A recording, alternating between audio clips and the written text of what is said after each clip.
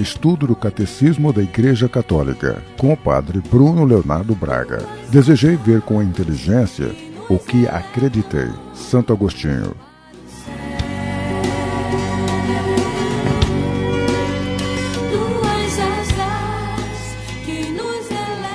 No último encontro nós encerramos um assunto, então eu gostaria de fazer uma recapitulação, retomar a nossa reflexão para a gente poder dar prosseguimento.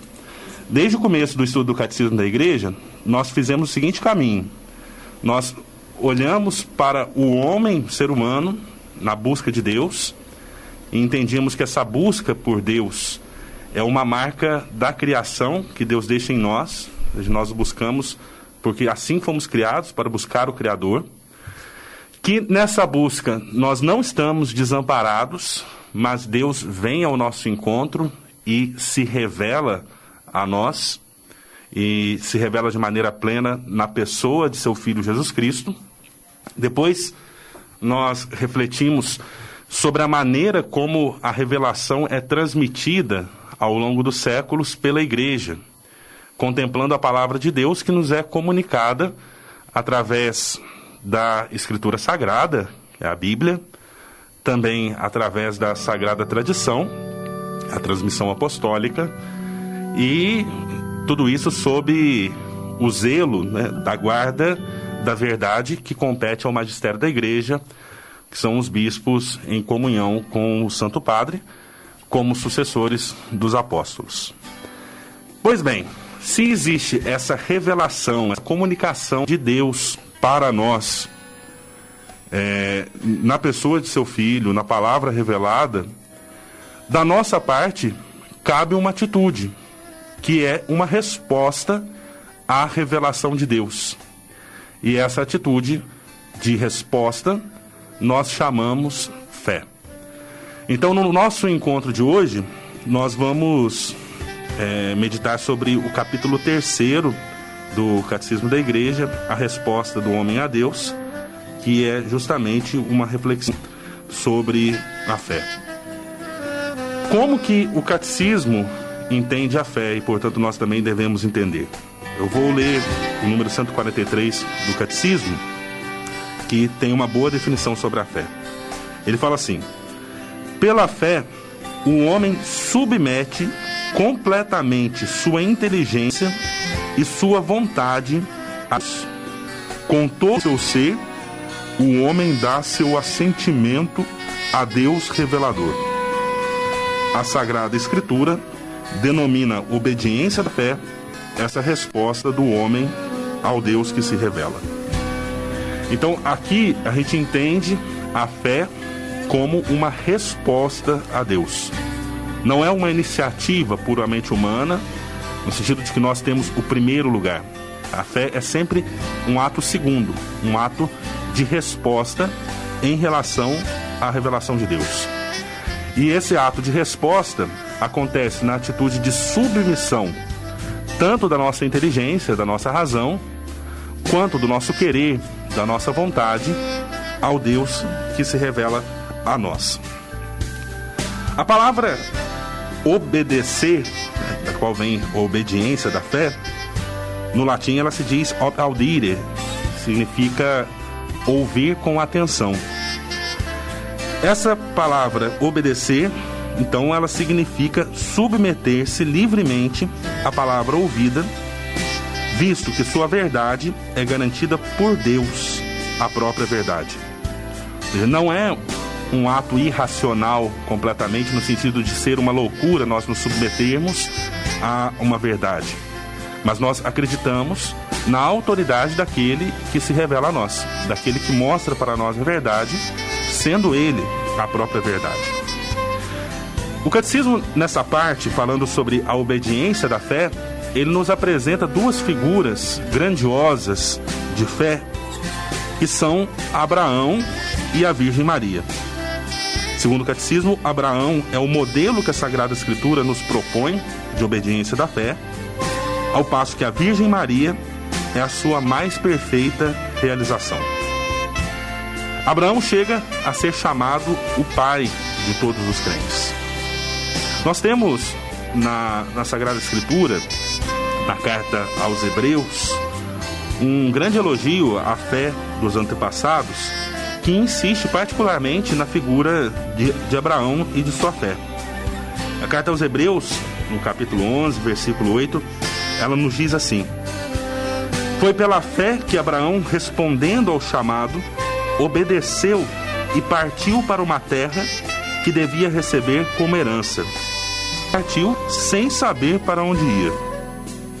Então, pela fé, Abraão viveu como estrangeiro, como peregrino na terra prometida.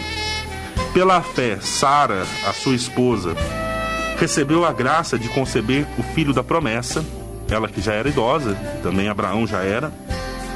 Pela fé, também, Abraão ofereceu o seu filho único em sacrifício. Nós conhecemos o episódio do sacrifício aqui. Então Abraão, ele realiza assim, dada pela carta aos Hebreus. Carta aos Hebreus, no capítulo 11, versículo 1, diz assim: a fé é uma posse antecipada daquilo que se espera, um meio de demonstrar as realidades que não se veem. Ou, como nos diz na carta São Paulo, na carta aos Romanos, mostrando que Abraão realiza de fato a verdade da fé, diz assim: Abraão creu em Deus e isto foi levado a ele em conta de justiça. Graças a essa fé poderosa, Abraão tornou-se o pai de todos aqueles que haveriam de crer. O Antigo Testamento ele é muito rico nesses testemunhos desse tipo de fé. A carta aos Hebreus, como nós dizíamos, ela faz um elogio da fé exemplar dos antigos, dando destaque a Abraão, que deram esse testemunho. Mas Deus, para nós, ele previa algo de melhor, que é a graça de crer no seu Filho Jesus Cristo, aquele que é o autor e o realizador da fé e que leva a fé à perfeição. Quanto à figura da bem-aventurada Virgem Maria, que o catecismo propõe como a mais perfeita realização da obediência da fé, o catecismo nos diz, recordando a vida da Virgem Maria, que foi na fé que ela acolheu o anúncio e a promessa trazida pelo anjo Gabriel, de que ela seria a mãe do Salvador, ela, uma jovem virgem, que ainda não conhecia seu marido, acreditando que nada é impossível a Deus, e dando assim o seu assentimento a Deus, ou seja, ela também submeteu o seu querer e a sua inteligência a Deus, dizendo: eu sou a serva do Senhor, faça-se em mim segundo a tua palavra, ou seja, a palavra do anjo. Quando a sua prima Isabel fez a ela a saudação naquela famosa visita que Maria faz para servir Isabel durante a sua gestação, Isabel diz: bem-aventurada aquela que acreditou, porque o que lhe foi dito da parte do Senhor lhe será cumprido. Acreditou e o que foi dito será cumprido. Então é em virtude dessa fé que todas as gerações proclamarão a Virgem Maria bem-aventurada. E essa fé não está somente ali no princípio, no momento em que ela acredita no anjo, ou que ela dá o seu assentimento àquilo que o anjo revela, mas acompanhou a Virgem Maria durante toda a sua vida, até a sua última provação, quando Jesus, o seu filho, fruto da sua fé, morreu na cruz. Também ali a sua fé não vacilou. Também ali Maria não deixou de acreditar, de crer no cumprimento da palavra de Deus. Por isso que a igreja venera em Maria a realização mais pura da fé. Prosseguindo na sua reflexão sobre a fé, o catecismo vai mostrar que a fé cristã ela tem uma dimensão trinitária, dizendo que nós cremos somente em Deus, cremos em Jesus Cristo, Filho de Deus, e cremos no Espírito Santo.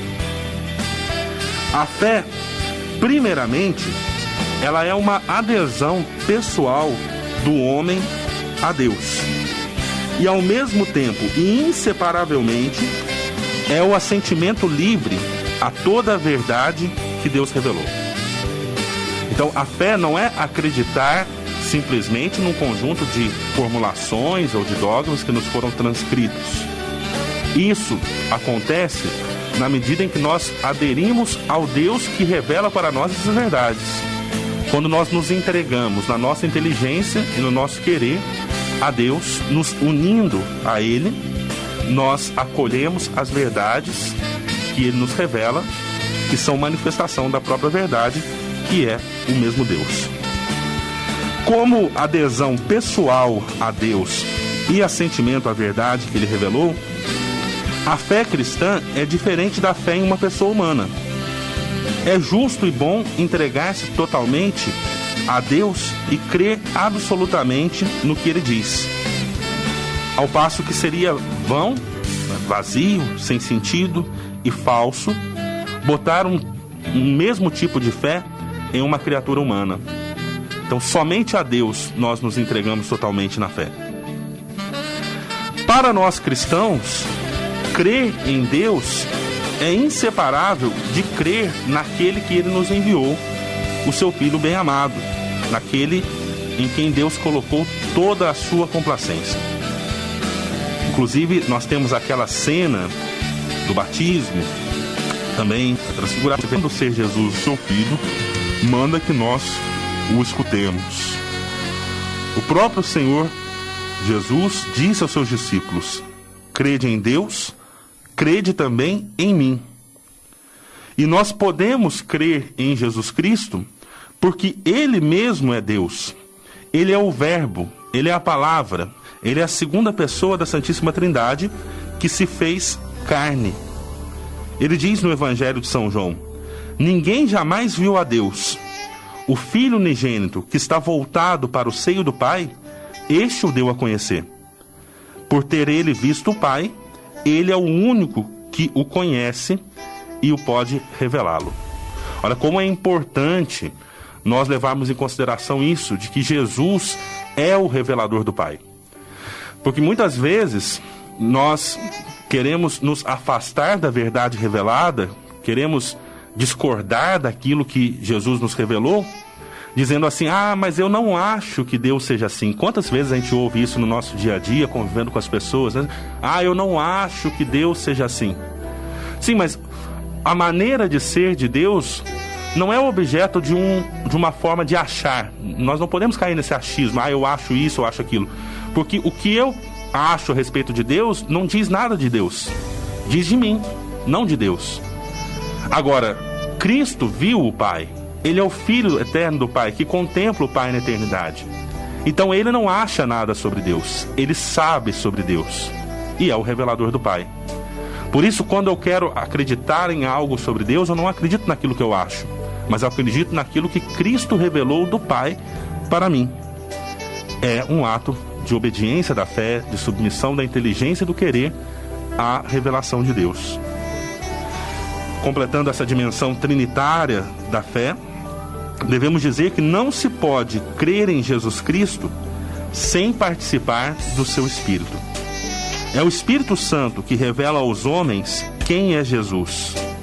Como nos diz a primeira carta de São Paulo aos Coríntios: ninguém pode dizer Jesus é o Senhor a não ser no Espírito Santo. O Espírito Santo, na mesma carta aos Coríntios, diz assim: o Espírito Santo sonda todas as coisas, até mesmo as profundidades de Deus. O que está em Deus, ninguém o conhece, a não ser o Espírito de Deus. Ou seja, só Deus conhece Deus por inteiro. E nós cremos no Espírito Santo porque Ele é Deus. Então, ao longo dos séculos, em todos os lugares, a Igreja não cessa de confessar sua fé em um só Deus, que é Pai e Filho e Espírito Santo. No próximo sábado, nós vamos continuar a nossa reflexão sobre a fé, meditando sobre as características da fé.